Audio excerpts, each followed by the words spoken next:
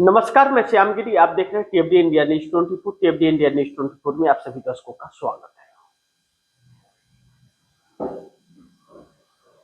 Budget session खत्म होने के बाद जो बजट पेश हुआ देश में, उसके बाद देश की राजनीति बदल गई है, क्योंकि सरकार की पोल खुल गई है। पहला वजह, इस सरकार के पास आम जनता को देने के लिए कुछ भी नहीं है। इस सरकार ने इस बजट में यह दिखाया है कि सरकार लफाबाजी वाली है, जुमले वाली है, पाखंडों वाली है। इन तीनों चीजों को इस सरकार ने दर्शा दिया है पूरे बजट के अंदर।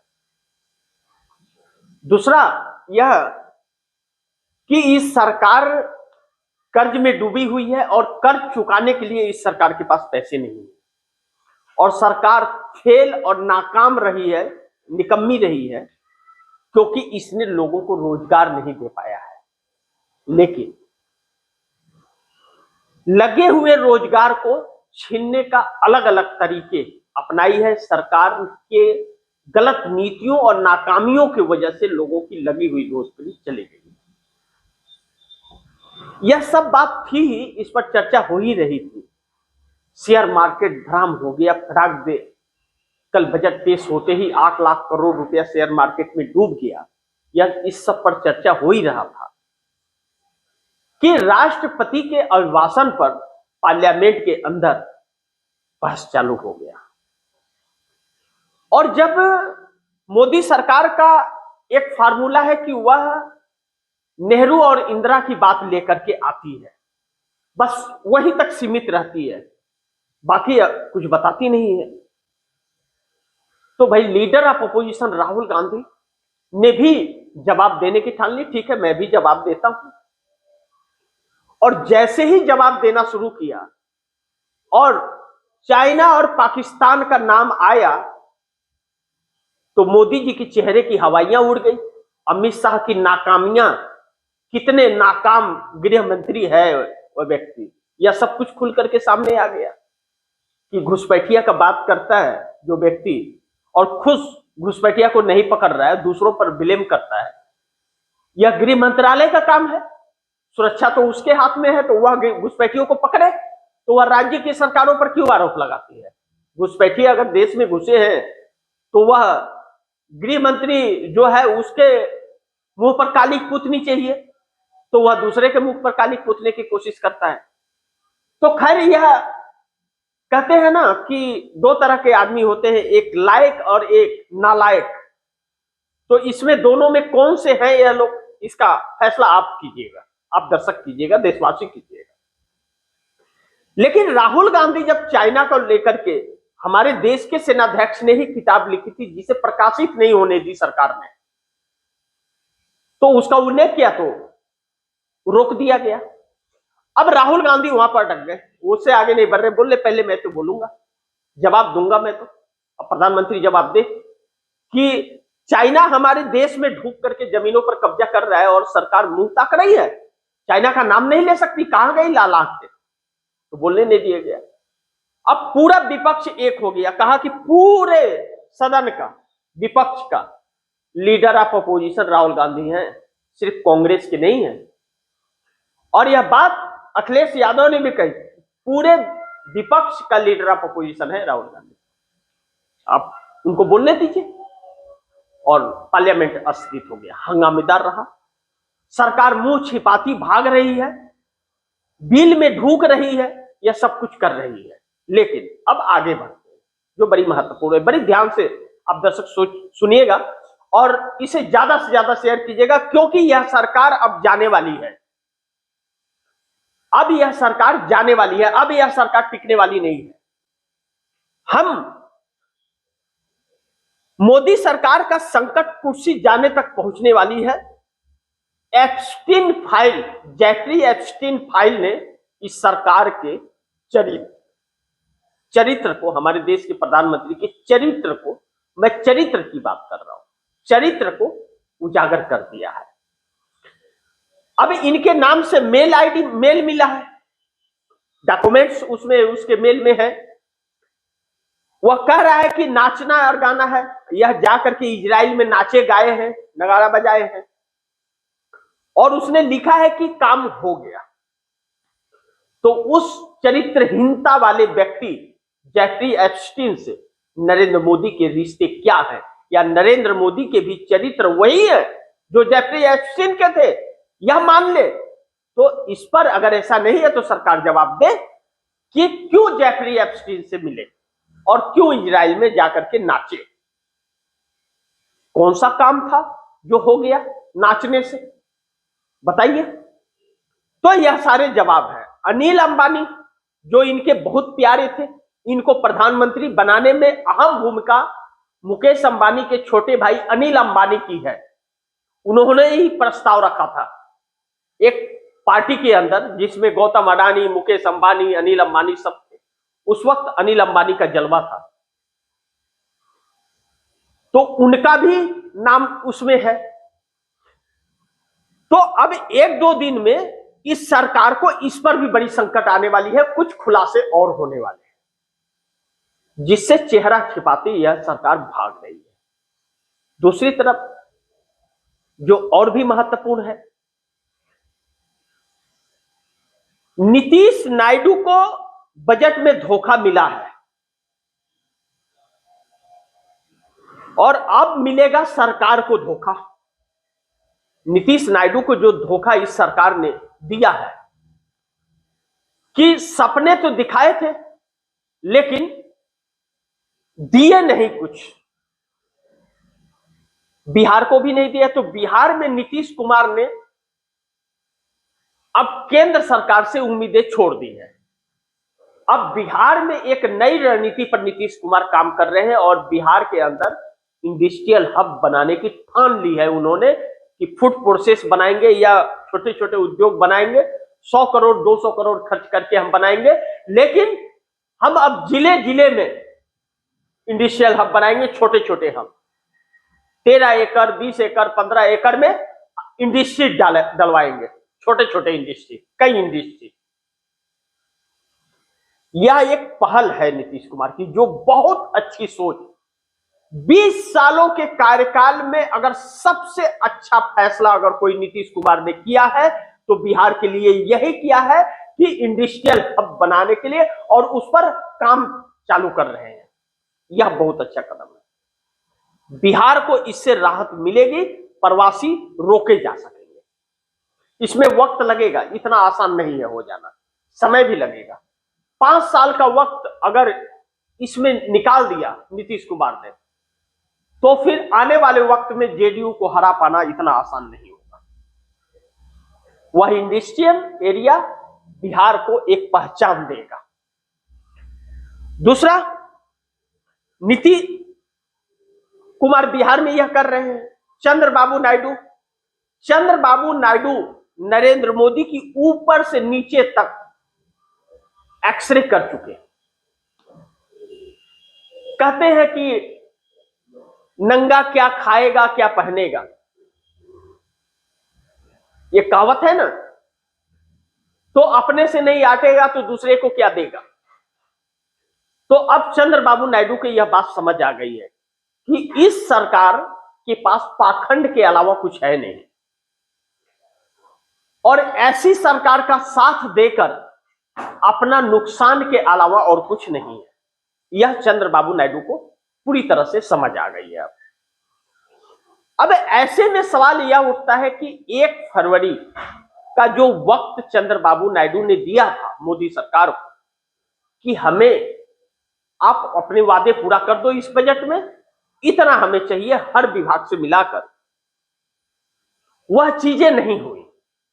तो अब चंद्रबाबू नायडू का फैसला लेने का वक्त आ गया है। तो जब चंद्रबाबू नायडू का फैसला लेने का वक्त आ गया है तो उनका फैसला क्या होगा यह पता चलेगा। और जब कल बजट अपना पेश करेंगे चंद्रबाबू नायडू तो पता चलेगा, क्योंकि चंद्रबाबू नायडू ने पूरी तरह से चुप्पी मार ली है, क्योंकि पूरी तरह से यह सरकार फैल रही है और यह दर्शा दी है कि इस सरकार के पास अब कुछ नहीं है जो चंद्रबाबू नायडू को दे सके, बल्कि चंद्रबाबू नायडू से लेने की कोशिश कर सकती है लेकिन जैसा मैंने कहा कि नंगा क्या खाएगा क्या पहनेगा, जो कहावत है, तो चंद्रबाबू नायडू के पास रहेगा नहीं तो वो देंगे क्या? उन्हें तो केंद्र से चाहिए, इसीलिए तो समर्थन दे रहा है। तो यह बात ध्यान रखिएगा, इस पर फिर आऊंगा आगे। एकनाथ शिंदे, पवार और उद्धव ठाकरे एक होकर के हिला देंगे महाराष्ट्र सरकार को, यानी कि देवेंद्र फडणवीस की भारतीय जनता पार्टी सरकार। यह बातें क्यों कही जा रही है? बड़ी प्राथमिकता से चल रही है। अब एकनाथ शिंदे को अब जाकर के भारतीय जनता पार्टी की असलियत समझ आई है, क्योंकि भारतीय जनता पार्टी कितनी मतलबी पार्टी है यह अब समझ आया है कि उद्धव ठाकरे से तोड़कर तो लाई अपने स्वार्थ के लिए, सीएम भी बना दी 2.5 साल के लिए, लेकिन उसके बाद देवेंद्र फडणवीस जब बने तो यह सच है कि विपक्ष कमजोर होने के वजह से और वोट चोरी के वजह से सत्ता आई है भाजपा की। तब आई है, ईमानदारी से नहीं आई। फ्री एंड फेयर हो जाता तो एकनाथ शिंदे को भी सीट नहीं मिलता और भाजपा को भी नहीं मिलता। अब ऐसे में एकनाथ शिंदे को जो किनारे लगाने की कोशिश कर रहे थे और पार्टी को तोड़ने की जो कोशिश की जा रही थी, वह हर किसी के साथ हो रहा है महाराष्ट्र में।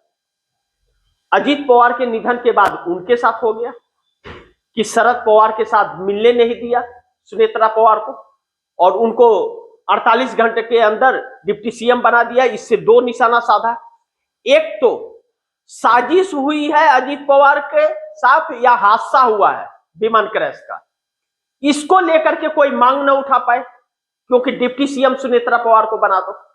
और दूसरा, दोनों पार्टी शरद पवार और अजीत पवार की पार्टी एक ना हो पाए, दोनों परिवार में फिर से फूट डाल दो।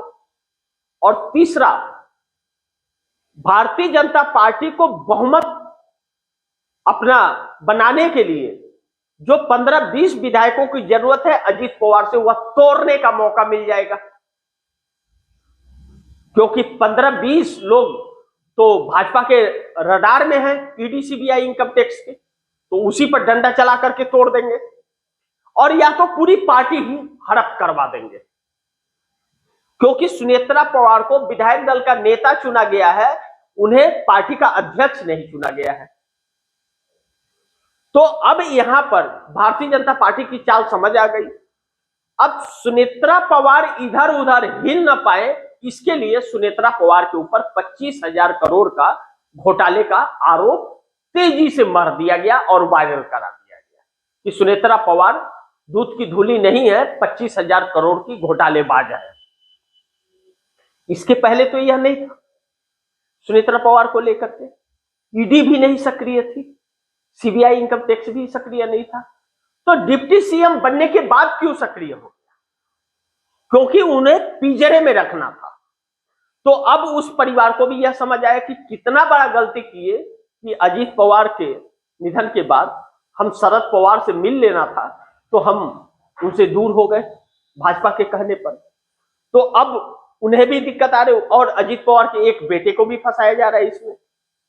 अब ऐसे में शरद पवार कुछ इसका रास्ता निकालते हुए नजर आ रहे हैं, जो अभी कुछ कहना जल्दबाजी होगा, थोड़ा वक्त चाहिए, लेकिन शरद पवार बड़ी तेजी से अब काम कर रहे हैं। जब शरद पवार तेजी से काम कर रहे हैं और उद्धव ठाकरे और एकनाथ शिंदे से संपर्क में है, तो कांग्रेस से भी संपर्क में होंगे। कांग्रेस ने तो पहले ही उद्धव ठाकरे को समर्थन देने की बात कह दी थी। अब यह एक होकर के बीएमसी से लेकर के और फडणवीस की सरकार तक गिराने की चर्चा में है। लेकिन यहां पर अगर अजीत पवार की पार्टी टूट गई और 40 विधायक हैं और 21 टूट गए, तो पार्टी गायब हो जाएगी, पार्टी गायब हो जाएगी, सुनेत्रा पवार के हाथ से पार्टी निकल जाएगी। लेकिन जनता के बीच सुनेत्रा पवार का जनाधार खत्म हो गया, और जो सिंपैथी बनी थी वह भी खत्म हो गया, जो अजीत पवार के निधन से बना था। क्योंकि 13वीं भी नहीं बीता, यह जा करके लालच में जो डिप्टी सीएम का शपथ ले ली है तो जनता नाराज हो गई है। तो ऐसे में अगर पार्टी टूट गई तो सुनेत्रा पवार को छोड़ करके दिल्ली पर धावा बोलेंगे और दिल्ली की सरकार हिलाएंगे, क्योंकि 7 सांसद एकनाथ शिंदे के मोदी से अलग हो जाएंगे। यह एक अपॉर्चुनिटी बनी है जो भारतीय जनता पार्टी को संकट में डाल रही है। दूसरा, 2 राज्य के अंदर सरकार एक साथ गिरेगी, बिहार और महाराष्ट्र। थोड़ी सी समझबूझ से अगर काम ले लिया और बीएमसी तो भाजपा के हाथ से महाराष्ट्र का जाएगा।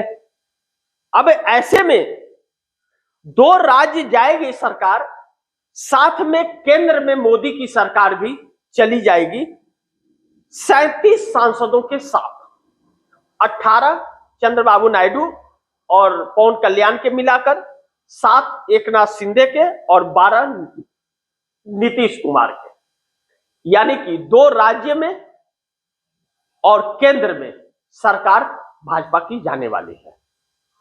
अब राहुल गांधी एक तरफ हमलावर है, पूरा विपक्ष आज फिर एक बार राहुल गांधी को अपना लीडर ऑफ अपोजिशन मान लिया, पार्लियामेंट में, भरी पार्लियामेंट में भाजपा के सामने, कि पूरे विपक्ष का leader of opposition Rahul Gandhi है।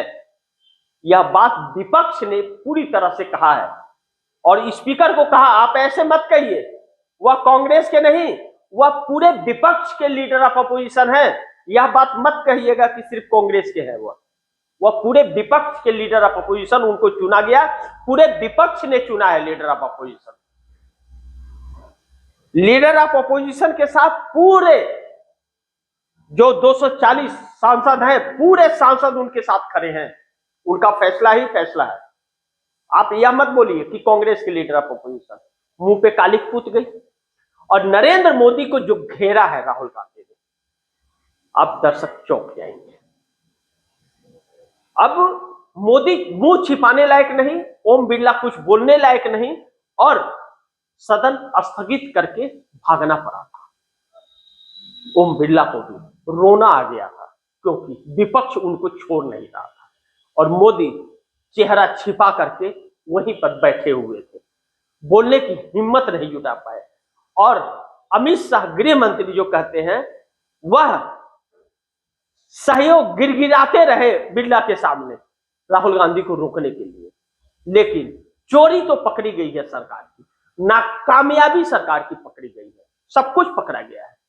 इस देश को बेरोजगार बनाने वाला एक कमजोर प्रधानमंत्री इस देश को ऐसा मिला कि इस देश के नाम पर काला धब्बा है, काला धब्बा है, जो इस देश के युवाओं के भविष्य को बर्बाद कर दिया। उस व्यक्ति ने 2 करोड़ युवाओं को रोजगार का लालच दे करके करोड़ रोजगार खा गया हुआ व्यक्ति, और पाखंड करता है वह व्यक्ति, मुंह में ताला मार करके रखता है और चुनावी भाषण देता है। उससे अच्छा तो देश गुलाम रहता तो बेहतर था, लेकिन इस देश का दुर्भाग्य है कि ऐसा व्यक्ति सत्ता में बैठा हुआ है। बाकी क्या कह सकते हैं, बाकी तो नाराजगी तो होगी भैया, तूने पूरे देश को डुबा दिया है और अपनी सच्चाई छिपाओ, कब तक छिपाओगे? और अब तो चरित्र पे भी सवाल खड़ा हो गया है, जवाब दो ना, भाग क्यों रहे हो? लेकिन जवाब है ही नहीं, क्योंकि इज्जत भी उसकी जाती है जिसकी कोई इज्जत होती है, और जिसकी इज्जत ना हो उसकी इज्जत क्या जाएगी। तो बाकी अब दर्शकों की क्या राय है, क्या सुझाव है, कमेंट बॉक्स में जरूर दीजिएगा। इस खबर को ज्यादा से ज्यादा शेयर कीजिए, अपने दोस्तों को भी कहिए आगे शेयर करें, और आपने अगर चैनल को सब्सक्राइब नहीं किया तो टीएफडी इंडिया न्यूज 24 को जरूर सब्सक्राइब कीजिएगा, अपने दोस्तों से भी कराइएगा। मिलते हैं अगली खबर के साथ, तब तक के लिए नमस्कार।